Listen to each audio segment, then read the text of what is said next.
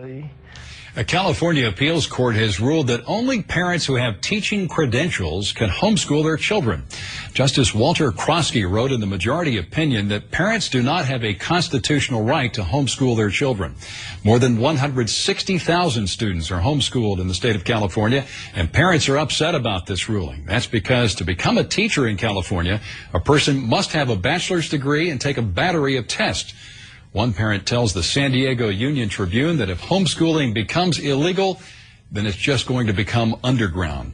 The judge in this case ruled that noncompliance, though, could lead to criminal complaints against the parents. And Pat, you can bet this story is going to send shockwaves throughout the homeschooling community across this nation. Well, Lee, there must be a couple million homeschoolers right now. We just had at Regent University a conference of homeschoolers. They had individual debates.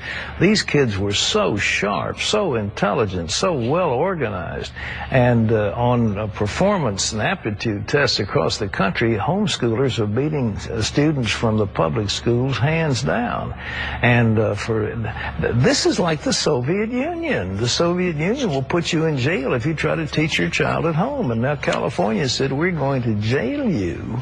We're going to jail you if you try to train your own child at home. You don't want your child to be exposed to sex education in the public schools. You don't want them to be exposed to various anti-Christian initiatives that take place in the schools. You want to bring them home and you want to get them a higher standard of education. This is alarming. It really is alarming. Do you remember we did stories on Germany as well where this was happening, where the child was actually removed from the family and put in another home? No, yeah. Because they refused to stop homeschooling. It was outrageous, but hey, big brother, the state wants your kid. They want to manipulate your child and mold your child after the New World Order and after the political correctness. This is not a good thing for America. Now, sure, there are many wonderful schools, and I'm all for it, but nevertheless, if parents want to bring up their children and teach them at home, if they pass certain tests, that's what's important. If they can meet the standards, whatever the state standards are.